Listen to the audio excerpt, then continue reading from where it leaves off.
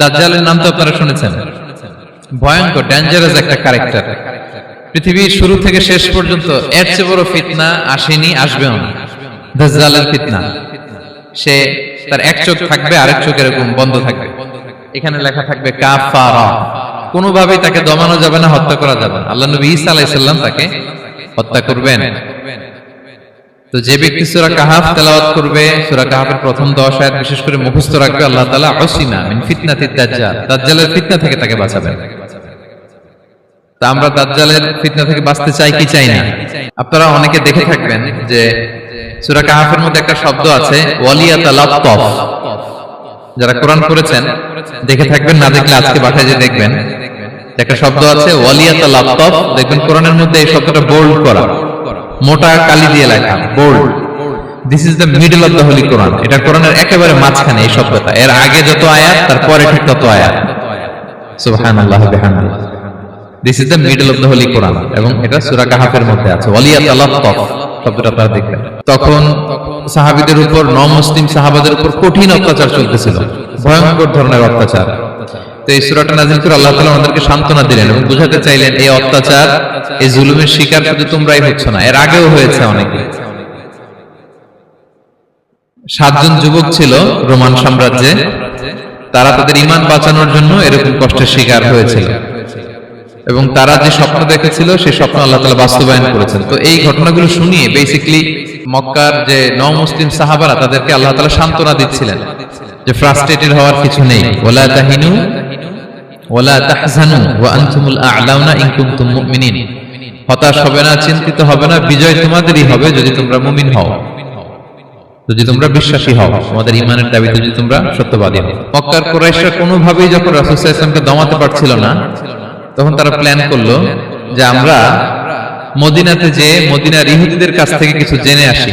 কারণ মক্কাবাসীদের নবী, রাসূল, ওহী, আখিরাত এগুলোর ব্যাপারে কোনো ধারণা ছিল না। তো ফলে তারা কুরাইশরা নজর ইবনে হারিস এবং উকবা ইবনে আবি মুঈত এই দুইজনকে পাঠালো, তোমরা মদিনায় যাও, মদিনায় ইহুদিরা থাকে, ইহুদিদের কাছে তাওরাত নাজিল হয়েছিল, they have idea regarding prophets and আখিরাত, আখিরাত কি, নবী কি, এগুলোর আইডিয়া তাদের আছে। তো তাদের দুইজনকে পাঠালো যে তোমরা যে তাদের জিজ্ঞেস করো যে আমাদের জ্ঞাতি ভাইদের মধ্যে থেকে একজন তো নবী দাবি করে, সে কি আসলে নবী কিনা, আমরা কিভাবে বুঝবো? তো যেই চিন্তা সেই কাজ, তারা গেল মদিনাতে, মক্কা থেকে মদিনায়, যে খুলে বললো যে আমাদেরই এক ছেলে, আমাদেরই এক লোক বয়স 40 হওয়ার পর থেকে বলে আমি নবী, আমার কাছে ওহী আসে, আল্লাহ আমার কাছে বাণী পাঠায়, আর তিনি আমাকে বাণী বাহক করে পাঠিয়েছেন তোমাদের কাছে। এটা আসলে সত্য কিনা, আমরা একটু কনফিউশনে আছি। তো ইহুদিরা বলল তোমরা যে তাকে 3টি প্রশ্ন করবে, যদি উত্তর দিতে পারে বুঝবে সত্য নবী। 1 নম্বরে জিজ্ঞেস করবে যে মুহাম্মদ বলো তো আসহাবে কাহাফ কারা, আসহাবে কাহাফ সম্পর্কে তোমরা কি জানো? যে সূরাটার নাম সূরাতুল কাহাফ। কাহাফ মানে হচ্ছে কেই, গুহা, মানে গুহাবাসী।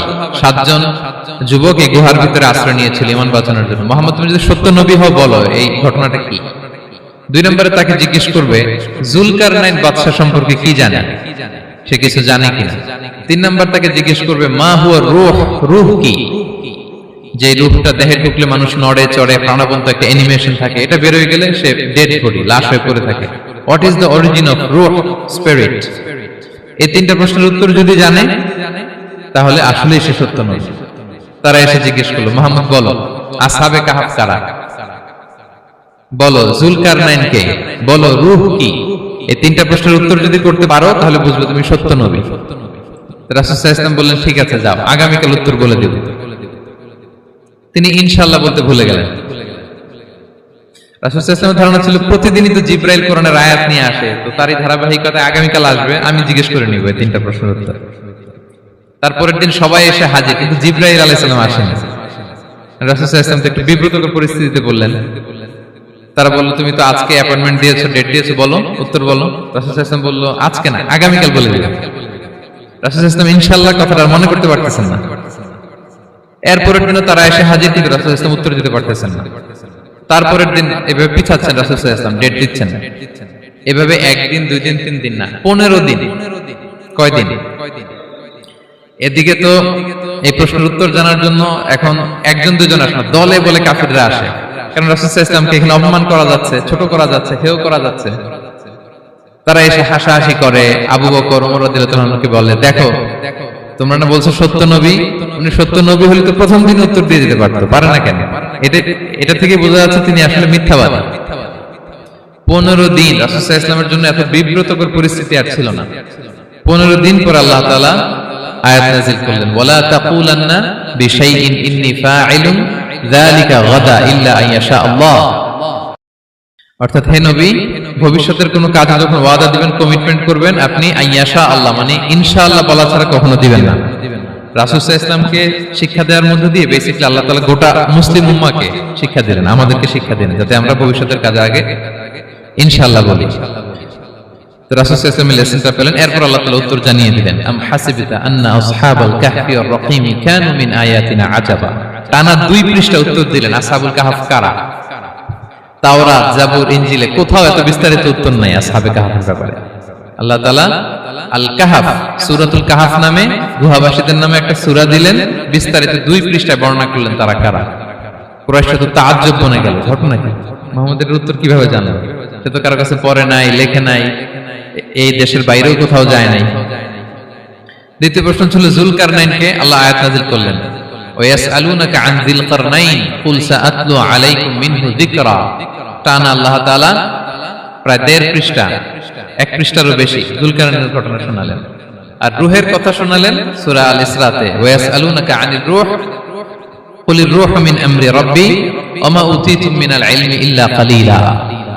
রূহ এটা আল্লাহর স্পেশাল একটা অর্ডার, আল্লাহর আদেশে এটা ঢুকে আল্লাহর আদেশে বের হয়, এটা কেউ ছুঁতে পারে না, ধরতে পারে না, দেখতে পারে না, এটা আল্লাহর পক্ষ থেকে একটা মিরাকেল। 3টা প্রশ্নের উত্তর যখন আল্লাহ তাআলা দিয়ে দিলেন, রাসূল সাল্লাল্লাহু আলাইহি ওয়াসাল্লাম তাদেরকে সাবলীল ভাষায় শুনিয়ে দিলেন, তারা অবাক হয়ে গেল। যে ব্যক্তি সূরা কাহফের প্রথম 10 আয়াত মুখস্থ করবে, সে দাজ্জালের ফিতনা থেকে মুক্তি পাবে। দাজ্জালের নাম তো আপনারা শুনেছেন, ভয়ঙ্কর ডেঞ্জারাস একটা ক্যারেক্টার। পৃথিবীর শুরু থেকে শেষ পর্যন্ত এর চেয়ে বড় ফিতনা আসেনি, আসবেও না। দাজ্জালের ফিতনা, সে তার এক চোখ থাকবে, আরেক চোখ এরকম বন্ধ থাকবে, এখানে লেখা থাকবে কাফারা। কোনোভাবেই তাকে দমানো যাবে না, হত্যা করা যাবে না। আল্লাহ নবী ঈসা আলাইহিস সালাম তাকে হত্যা করবেন। তো যে ব্যক্তি সূরা কাহফ তেলাওয়াত করবে, সূরা কাহফের প্রথম 10 আয়াত বিশেষ করে মুখস্থ রাখবে, আল্লাহ তাআলা উসিমা মিন ফিতনাতিদ দাজ্জাল, দাজ্জালের ফিতনা থেকে তাকে বাঁচাবেন।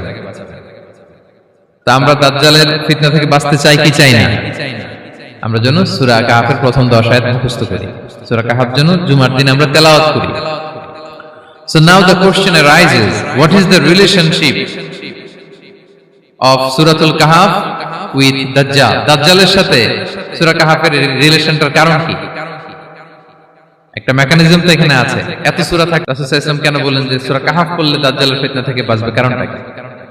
এর কারণ হচ্ছে দাজ্জাল আমাদেরকে যে সমস্ত জিনিস দিয়ে ফিতনায় ফেলবে, ওই ফিতনাগুলোর সলিউশন আল্লাহ তাআলা সূরা কাহফের ভিতরে রেখে দিয়েছেন।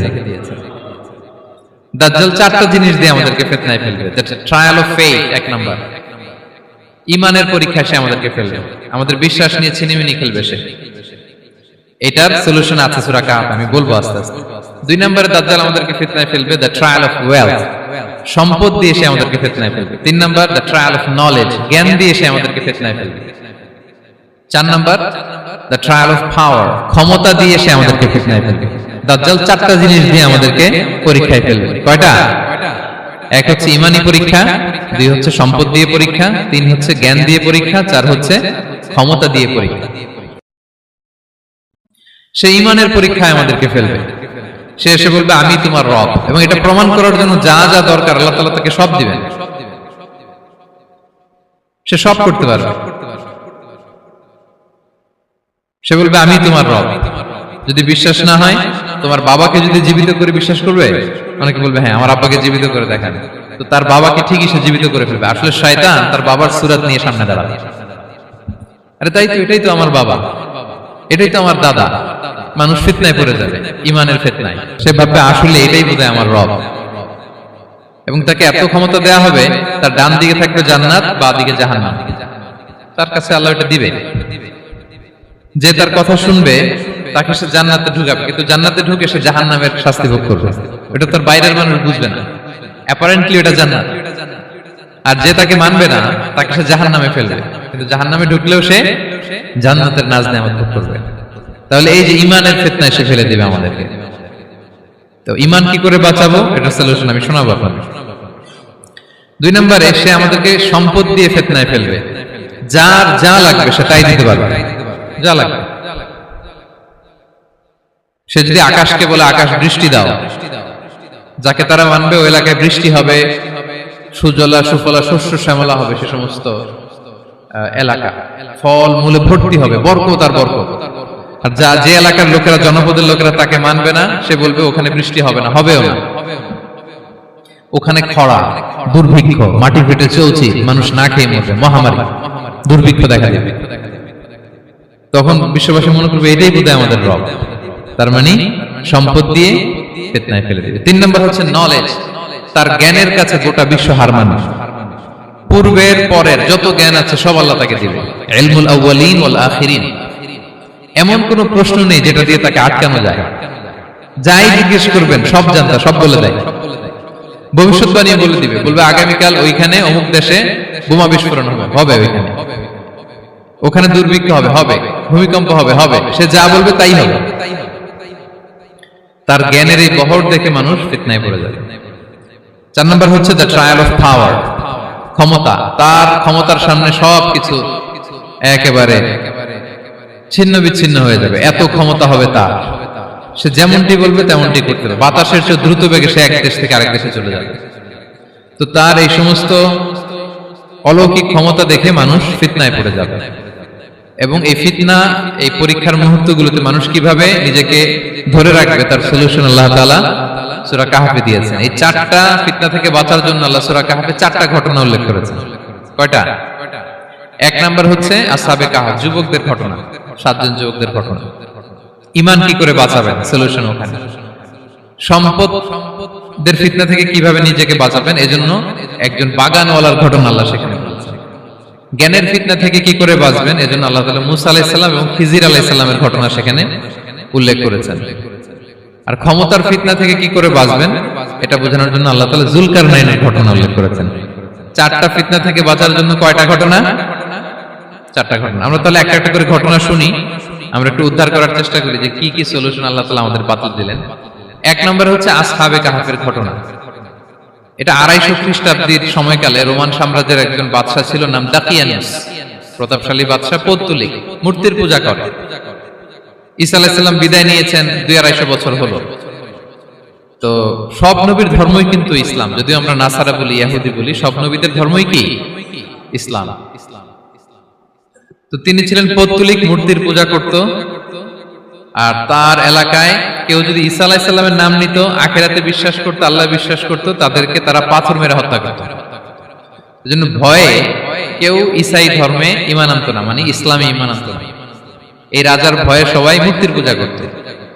কিন্তু 7 জন যুবক ছিল, তারা স্রোতে গা ভাসিয়ে দেয়নি, স্রোতের বিপরীতে তারা ঈমান নিয়ে দাঁড়িয়েছে। তারা ঈসা আলাইহিস সালামের রেখে যাওয়া সত্য ধর্মের উপর ঈমান এনেছিল, আখিরাতে তারা বিশ্বাস করত। তো এই 7 জন যুবকের কথা ছড়াতে ছড়াতে রাজা দাকিয়ানুসের কাছে চলে যায়। উনি তো রেগে মেগে আগুন, ডেকে পাঠালো 7 জনকে। তো তাদেরকে জিজ্ঞেস করলো, তোমরা কাকে মানো? বলতেছে এক আল্লাহকে মানি। সাহসী, খুবই সাহসী। বলতেছে তুমি কি জানো তোমরা কার সামনে কথা বলতেছো? আমি তো তোমাদেরকে মৃত্যুদণ্ড দিতে পারি। তারা বলে দেন, কিন্তু আমরা সব বিসর্জন দিলেও ঈমান বিসর্জন দিতে পারবো না। সুবহানাল্লাহ। উনি বললেন, তোমরা যুবক মানুষ, রক্ত গরম, আবেগে কথা বলতেছো, 3 দিন সময় দিলাম, যাও, ঈসার নাম ভুলে যাও, আখিরাত ভুলে যাও, আল্লাহর নাম ভুলে যাও। 3 দিন পরে তোমাদেরকে আবার ইন্টারভিউ নেব। ওই দিন যদি একই কথা বলো, পাথর মেরে 7 জনকে দুনিয়া থেকে উড়িয়ে দেবে। তারা চলে গেল। এবার 7 বন্ধু মিলে পরামর্শ করতে লাগলো, কি করতে পারি আমরা, এই গুণেধর সমাজকে আমরা কিভাবে বাঁচাবো, এই পৌত্তলিকতার ছোবল থেকে এই ইফসিস নগরীকে বাঁচাবো কি করে। নগরীটার নাম ছিল ইফসিস নগরী। বর্তমানে এটা তুরস্কের ইজমির শহরে অবস্থিত। এখনো জায়গাটা প্রত্নতাত্ত্বিকদের ওই ইয়েতে এটা সংরক্ষিত, এখনো টুরিস্টরা যায়। তো তারা বলল, আমরা ঈমান বিসর্জন দিব না, যদি আমরা ওদের কথা মেনে নিই আমরা তো মুশরিক হয়ে গেলাম, চলো আমরা এক কাজ করি, আমরা এলাকা ছেড়ে দিই। এই 7 যুবক আল্লাহর উপর ভরসা করে তারা বাড়ি ঘর, আত্মীয় স্বজন সব ছেড়ে দিয়ে, লোকালয় ছেড়ে দূরে একটা পাহাড়ের ভেতরে আশ্রয় নিল। পাহাড়ের ভিতরে একটা গুহা ছিল, এই গুহাকে আরবিতে বলে আল কাহাফ। কি বলে? এই সূরার নাম কি? সূরাতুল কাহাফ। তো তাদের সাথে সাথে একটা কুকুরও যাচ্ছিল, তারা বারবার তাড়িয়ে দেওয়ার চেষ্টা করতেছিল কুকুরটাকে যাতে না যায়, কিন্তু কুকুর শুধু কান্না করে তার সাথে যাওয়ার জন্য ঘেউ ঘেউ করতেছিল। এই কুকুরটাকেও সাথে নিল। ভালো মানুষদের সাথে থাকলে কি হয় দেখেন, এই কুকুরের কথা, যেহেতু 7 জন ইমানদারের সাথে একটা কুকুর ছিল, এই কুকুরের কথা আল্লাহ সূরাতুল কাহাফে উল্লেখ করে দিয়েছেন। ওয়া কালবুহুম বাসিতুন যিরাআইহি বিল ওয়াসিল। তো তারা ভিতরে গেল, যে প্রচন্ড ক্লান্ত, তারা ঘুমিয়ে পড়ল। কি করলো? এই এক ঘুমে আল্লাহ 309 বছর কাটাই দিলেন। কয়শো 9 বছর? 9 বছর ঘুম, সব ঘুম, প্রচন্ড ঘুম, ঘুম যেন আর কাটে না। 309 বছর পরে এরা জাগলো। এখন খুব ক্ষুধা, ঘুমে আর মোর ভাঙতেছে, আর একজন জিজ্ঞেস করতেছে কি লম্বা সময় ঘুম দিলাম কোথায় আমরা? একজন বলতেছে হ্যাঁ মনে সারাদিনই ঘুমাইছি আমরা। আরেকজন বলতেছে না না সারাদিন না, দিনের কিছু অংশ হয়তো ঘুমাইছি। আসলে কয় বছর ঘুমাইছে? 309 বছর। তো এদিকে সভ্যতার তো চেঞ্জ। এখানে ওই দাকিয়ানুস মরে, এর ছেলে মরে, এর নাতি মরে, পুতি মরে, এখন 6ষ্ঠ নম্বর রাজা আসছে। প্রজন্মের পর প্রজন্ম তো শেষ। 309 বছর কমপক্ষে 4-5টা জেনারেশন চেঞ্জ হবে। তো জেনারেশন চেঞ্জ হয়ে, এলাকা চেঞ্জ হয়ে, তারা যে স্বপ্ন দেখেছিল এই ইফসিস নগরীতে কালিমার পতাকা উঠবে, তাদের স্বপ্ন আল্লাহ বাস্তবায়ন করেছেন। 309 বছরের ব্যবধানে এই এলাকার সবাই মুসলিম হয়ে গেছে। আল্লাহ চাইছিলেন ওদেরকে দেখাবে এটা, যে স্বপ্নটা যে বাস্তবায়ন হয়েছে এটা দেখাবে। তো ঘুম থেকে উঠছে, একজনকে তারা বললো যে লুকায় লুকায় চাদর মুড়ি দিয়ে কিছু রুটি নিয়ে আসো বাজার থেকে, যাতে তোমাকে না চিনে। চাদর মুড়ি দিয়ে যাও। কিছু পয়সা ছিল, মুদ্রা দিয়ে দিস। তো সে যে যখন দোকানদারের কাছ থেকে রুটি নিয়েছে আর মুদ্রা দিছে, দোকানদার বলে এই মুদ্রা কোথা থেকে আসলো? 309 বছর আগে মালয়েশিয়াতে রিঙ্গিট ছিল কিনা জানি না, যেভাবে ওরা ট্রানজাকশন করতে পারে যেটা ছিল, ওইটা যদি এখন কেউ দেয়, রাজধানী বিলাসে খাবার পাওয়া যাবে? হ্যাঁ। তো রুটিওয়ালা বলে তুমি বর্তমান সময়ের মুদ্রা দাও, এটা দিচ্ছ কেন? বলতেছে এটা তো বর্তমান সময়ের মুদ্রা। বলতেছে এই যে মুদ্রার মধ্যে দেখো কোন সালের সিল দেওয়া, এটা তো শত শত বছর আগে। বলতেছে কি বলে শত বছর আগে? আমি তো আজকে সকালে বাজার করলাম, ওই বাজার করে যে টাকাগুলো ছিল ওইটাই তো পকেটে। বলতেছে বলে কি, নিশ্চয়ই তুমি গুপ্তধনের সন্ধান পেয়েছো, হিডেন ট্রেজার।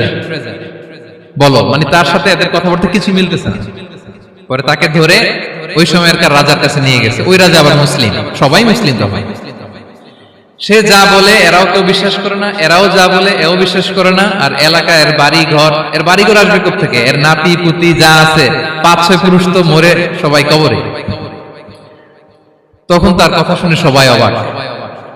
তো এটা মিলানোর জন্য তারা 309 বছর আগের দাকিয়ানুস বাদশার সরকারি যে নথিপত্র, ওই পুরাতন ছিঁড়া নথিপত্র তারা বের করলো। বের করে দেখে ঠিকই দাকিয়ানুস নামে এক বাদশা ছিল, আর অনেক শত শত বছর আগে মোস্ট ওয়ান্টেড 7 জন যুবক ছিল, যাদের ব্যাপারে এক্সিকিউশনের অর্ডার ছিল। এখন দেখে তারা অবাক। লম্বা ঘটনা আমি খুব শর্ট করে বলতেছি। পরে সবাই মিলে তাকে সহ ওই গুহায় গেল। গুহায় যাওয়ার পরে সে বাকিদেরকে ডাকতে গুহার ভিতরে ঢুকলো। আল্লাহ তাআলা 7 জনকে ওইখানে মৃত্যু দিয়ে দিলেন। চিরকালের জন্য এই 7 জন ঘুমায় পড়লো। আর এলাকাবাসী রাজা সহ ওইখানে তারা একটা মসজিদ নির্মাণ করলো। This is the story of আসহাবে কাহাফ। তো এলাকাবাসী যদিও মুসলিম হয়েছিল, কিন্তু আখিরাতের ব্যাপারে তাদের একটা সন্দেহ ছিল যে আসলে মানুষ মরার পরে কি আবার জীবিত হবে? মৃত্যুবরণ করার পরে আবার মানুষ জীবিত হবে? তাদের মনের মধ্যে একটা সন্দেহ ছিল যে আসলে মারা গেলে মানুষ আবার উঠতে পারে। তাদের এই সন্দেহ দূর করার জন্য আল্লাহ তাআলা এই 7 জনকে 309 বছর ঘুম পাড়িয়ে আবার জীবিত করলেন। সুবহানাল্লাহ বিহামদিহি। তাহলে ঈমান কিভাবে বাঁচাতে হয়, এটার প্রেরণা আমরা এই 7 যুবকের কাছ থেকে পাই। এখানে যেটা আমরা শিখি প্রিয় ভাইরা, 1 নম্বর লেসন হচ্ছে আমাদের গুড কোম্পানি লাগবে, রাইটাস পিপল, মানে আমাদের সার্কেলটা ভালো হইতে হবে। তাদের 7 জনের সার্কেলটা খুব ভালো ছিল, ফলে তারা বিপথে যায় না, এবং তারা এমন শক্ত সিদ্ধান্ত নিয়েছে যে আল্লাহ তাআলা সেটাতে বরকত দিয়েছেন, গোটা সমাজকে আল্লাহ তাআলা চেঞ্জ করে দিয়েছেন। এটা হচ্ছে 1 নম্বর লেসন। আপনি ঈমান বাঁচাতে হলে আপনার সার্কেল ভালো লাগবে। খুঁজবেন যে এলাকায় যাবেন ওখানে নামাজি সার্কেল কারা আছে, ওখানে জ্ঞানী গুণী সার্কেল কারা আছে, ওখানে ভালো কাজ করতে চায়, একে অপরকে সহযোগিতা করে, কল্যাণের পথের যাত্রী কারা আছে, খুঁজতে হবে আপনাকে।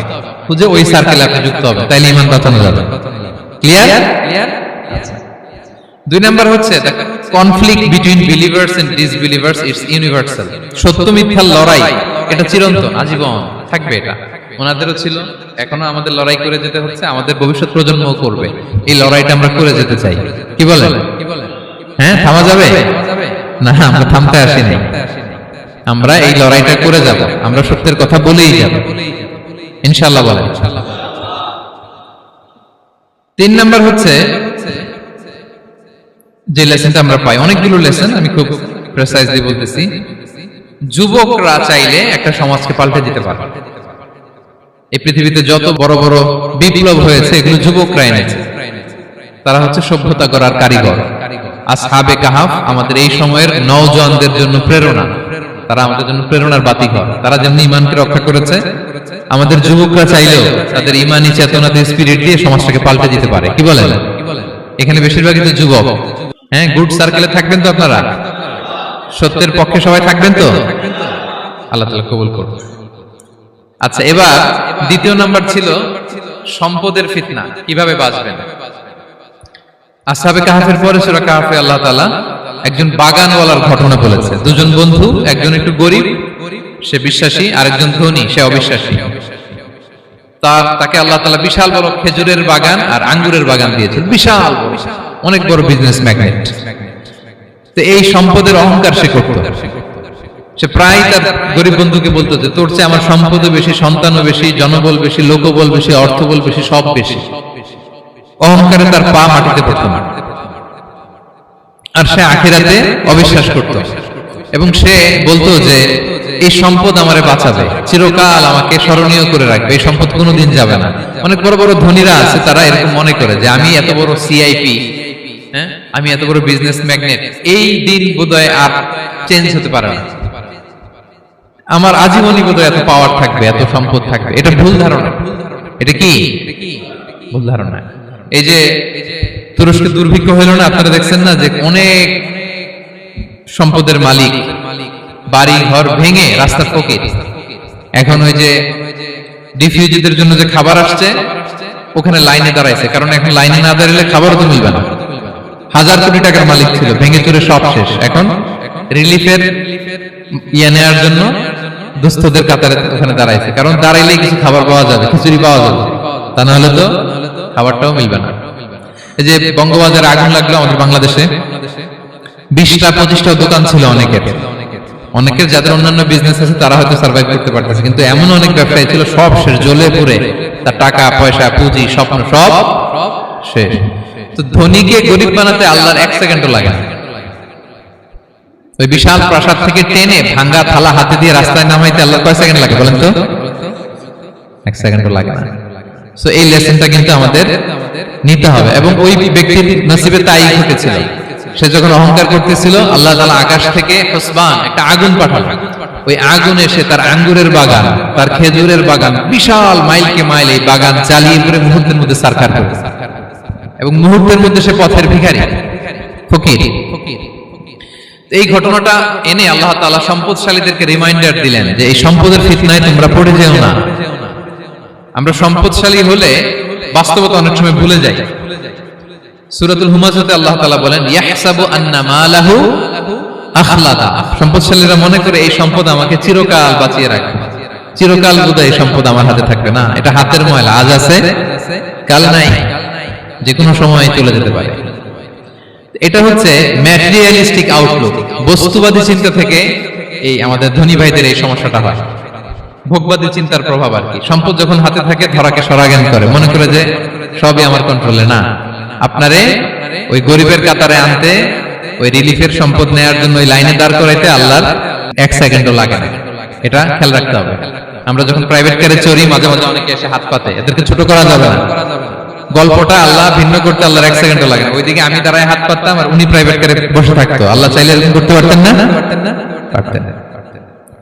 তো এখান থেকে আমাদের জন্য শিক্ষা হচ্ছে সম্পদ এটা ক্ষণস্থায়ী, আজ আছে কাল নাই। এটা ক্ষণস্থায়ী, এটাকে এভারলাস্টিং মনে করা যাবে না। এভারলাস্টিং হচ্ছে আখিরাত। ওয়ালাল আখিরাতু খায়রুল লাকা মিনাল উলা, আখিরাত তোমার জন্য দুনিয়ার চেয়ে শ্রেষ্ঠ। এবং আল্লাহ তাআলা দৃষ্টান্ত একটা দিয়েছেন যে দুনিয়ার জীবনটা হচ্ছে কামা, ওই পানির মতো যেটা আনজালনাহু মিনাস সামা, আকাশ থেকে নাজিল করেছি। ওই পানি ক্ষেতের মধ্যে পড়ে ফসল, ফুল ফসল হয়েছে। এরপরে যখন ফসল কাটা হয়, ওই ক্ষেত খামার এগুলো তৃণলতা হয়ে যায়, ভুসির মতো হয়ে যায়। তখন বাতাসের ঝাপটায় একবার এদিকে যায়, একবার ওদিকে যায়। অনেক লম্বা উপমা, আমি সংক্ষেপে বললাম। তো শেষ আউটপুটটা হচ্ছে এটা, সম্পদ এটা মুহূর্তেই চলে যেতে পারে। সম্পদ উপার্জন জায়েজ আছে, মুসলিমরা সম্পদ উপার্জন করতে পারবে, কোনো অসুবিধা নাই। আপনি যদি ধনী হন এটা ভালো, ফলে আপনি যাকাত দিতে পারবেন, অসহায় দুস্থদের সহায়তা করতে পারবেন, কন্ট্রিবিউট করতে পারবেন। আপনি সম্পদ হাতের মুঠোয় নেবেন, কন্ট্রোল করবেন, কিন্তু এই দিকে স্থান দিবেন না, দ্যাটস ইট, তাহলেই হবে। আমরা সম্পদ কি করতে পারবো? উপার্জন করতে পারবো, কিন্তু হৃদয়ে স্থান দিতে পারবো না। হৃদয়ে স্থান থাকবে আখিরাতের। এই মাইন্ডসেট যদি আপনি গড়ে তোলেন, তাহলে সম্পদের ফিতনা আপনি কখনো করবেন না। এই পয়েন্টটা কি ক্লিয়ার সবার? ক্লিয়ার। 3 নাম্বার ফিতনা ছিল কিসের ফিতনা, দেখি কে বলতে পারে? প্রথমটা হচ্ছে বিশ্বাস বা ঈমানের ফিতনা, 2 নাম্বার হচ্ছে সম্পদের ফিতনা, 3 নাম্বার জ্ঞানের ফিতনা। জ্ঞানেরও কিন্তু ইলমেরও একটা গরম আছে, যার ইলম আছে তার মধ্যে এই সমস্যাটা কাজ করে। সেটার জন্য আল্লাহ তাআলা মুসা আলাইহিস সালাম, খিজির আলাইহিস সালামের ঘটনা বলেন। আমি খুব সংক্ষেপে বলবো, সময় কম। মুসা আলাইহিস সালাম হচ্ছে বনি ইসরাইলের নবী, আর খিজির আলাইহিস সালাম কেউ বলেছেন নবী, কেউ বলেছেন আল্লাহর ওলি। আসলে আরবিতে ওনার নাম খদির, আমরা বাংলায় বলি খিজির। খদির মানে সবুজ। উনি যে কোনো জায়গায় বসলে ওখানে মরা গাছ, লতা পাতা এগুলো সবুজ হয়ে যেত। অনুর্বর এলাকার উপর দিয়ে হেঁটে গেলে ওটা উর্বর হয়ে যেত। তো মুসা আলাইহিস সালাম একবার ওয়াজ করতেছেন এইভাবে বনি ইসরাইলের সামনে, খুতবা দিচ্ছেন। হঠাৎ এক লোক দাঁড়ায় বলে, ইয়া নবী আল্লাহ, মান আ'লামু ফিল আরদ, বর্তমান পৃথিবীতে সবচেয়ে জ্ঞানী কে? মুসা আলাইহিস সালাম বলেন, ফাকালা আনা, আমি। কি বললেন? উনি আসলে ভুল কিছু বলেন নাই, কারণ প্রত্যেক জামানার নবীকেই আল্লাহ তাআলা সবচেয়ে বেশি জ্ঞান দিয়ে পাঠান, কারণ তার কাছে ওহীর জ্ঞান আসে, অদৃশ্যের খবর আসে, ইলমুল গায়ব আসে। কিন্তু এই উত্তরটা আল্লাহ তাআলার পছন্দ হয় না। আল্লাহ তাআলা চাচ্ছিলেন মুসা যদি বলতো আল্লাহ তাআলাই জানে কে জ্ঞানী বা আল্লাহই সবচেয়ে জ্ঞানী, এরকম হলে ভালো হতো। কিন্তু মুসা আলাইহিস সালাম কি বলছে? আমি। এখন প্রশ্ন করলো সবচেয়ে বড় জ্ঞানী কে? উনি কি বললেন? আমি। এই যে আমি এটাতে ঝামেলা আছে। আমি বড়, আমি জানি, আমি সব, দিস ইজ প্রবলেমেটিক। আল্লাহ এটা পছন্দ করলেন না। আল্লাহ তাআলা মুসা আলাইহিস সালামকে বললেন, মুসা তুমি যে বলছো তুমি জ্ঞানী, না তুমি জ্ঞানী না, তোমার চেয়ে বড় জ্ঞানী আছে। মুসা আলাইহিস সালাম বলে, তাই নাকি? আমার চেয়ে বড় জ্ঞানী কে? তো আল্লাহ তাআলা বললেন, ইযহাব ইলা মাজমাইল বাহরাইন, 2 সাগর বা 2 নদীর মিলনস্থলে যাও, ওখানে আমার এক বান্দা আছে তোমার চেয়েও জ্ঞানী। মুসা আলাইহিস সালাম বললেন, তাই নাকি? তো আল্লাহ আমি কিভাবে চিনি উনি কোথায় থাকে, কিভাবে বুঝবো? আল্লাহ বললেন, একটা বড় মাছ নাও, এটাকে ফ্রাই করো, এটাকে ফ্রাই করে একটা ঝুড়ির ভেতরে নাও, যেখানে এই মাছটা সাগরে ঢুকে যাবে ওখানে আমার বান্দাকে পাবে। তো উনি ওনার সহযোগী ইউশা ইবনে নুনকে নিয়ে হাঁটতে লাগলেন। হাঁটতে হাঁটতে এক জায়গায় ক্লান্ত হয়ে পাথরের পাশে বিশ্রাম নিলেন। ওই পাথর থেকে আবার এক ধরনের পানি বের হয়, এই পানিটারে বলে আবে হায়াতের পানি, মাউল হায়াত, জীবন নদীর পানি। এই পানি কোনো মৃত প্রাণী বা বস্তুর গায়ে লাগলে ওটা জীবিত হয়ে যায়। তো ওনারা পাথরে হেলান দিয়ে বিশ্রাম নিচ্ছিলেন। ওই পানি ওই ফ্রাই করা মাছের গায়ে লাগার সাথে সাথে মাছ জীবিত হয়ে ঝুড়ি থেকে বের হয়ে সাগরে ঢুকে গেছে। ওনারা আর খেয়াল করেন না। এরপর আবার হাঁটতে লাগলেন। হাঁটতে হাঁটতে যখন ক্লান্ত তখন বলে, এই ইউশা, আমাদের ওই মাছ ফ্রাই মাছটা দাও, এখন খাই। ঝুড়ি খুলে দেখে মাছ নাই। মাছ গেল কোথায়? তখন ইউশা বলল, হয়তো আমরা যে পাথরের ওখানে বিশ্রাম নিয়েছিলাম ওখানে আমরা ওখানে হারাই ফেলছি। চলো চলো, আরে ওইদিকে তো যেতে হবে আমাদের। উনি গেলেন, যে দেখে মাছ যে জীবিত হয়ে বালুর দিকে নাড়াচাড়া করতে করতে সাগরে ঢুকে গেছে, ওখানে দাগ আছে। মুসা আলাইহিস সালাম ঢুকলেন সুরঙ্গ, ঢুকে দেখে চাদর গায়ে দিয়ে এক লোক শুয়ে আছে। সালাম দিলেন, আসসালামু আলাইকুম। ওই লোক চাদর আর সরায় না, ভিতর থেকে বলতেছে, ওয়া আলাইকুম আসসালাম। তো চাদরের ভিতর থেকে উনি বলে, মান আন, তুমি কে? মুসা আলাইহিস সালাম বললেন, আনা মুসা, আমি মুসা। উনি বলেন, মুসা বনি ইসরাইল, বনি ইসরাইলের মুসা? বললেন, হ্যাঁ। কেন এসেছো? এবার চাদর খুললেন, বলতেছে, আপনার কাছ থেকে কিছু শিখতে আসছি। আল্লাহ বলছে, আপনি নাকি সবচেয়ে বড় জ্ঞানী। আমি ভুল করে বলে ফেলছিলাম আমি, আল্লাহ বলছেন যে আপনি নাকি জ্ঞানী। বলতেছে, না, তুমি আমার জ্ঞান নিতে পারবে না, ওই ধৈর্য শক্তি তোমার নাই। মুসা আলাইহিস সালাম বললেন যে, আপনি যে কোনো শর্তে আমাকে একটু রাখেন কয়েকদিন আপনার সাথে, আমি রাজি। বললেন, না তুমি পারবে না। মুসা আলাইহিস সালাম জোর করতে লাগলেন। অবশেষে খিজির আলাইহিস সালাম রাজি হলেন, বললেন শর্ত হচ্ছে আমি যাই করি আর না করি আমাকে কোনো প্রশ্ন করা যাবে না। মুসা আলাইহিস সালাম বললেন ওকে। সফর শুরু হলো। সামনে নদী, এক লোক তাদের নৌকা দিয়ে নদী পার করায় দিল। নদী পারাপারের পর খিজির আলাইহিস সালাম লাঠি দিয়ে নৌকার তলাটা ছিদ্র করে দিলেন। মুসা আলাইহিস সালাম বললেন ইন্না লিল্লাহি, এটা আপনি কি করলেন?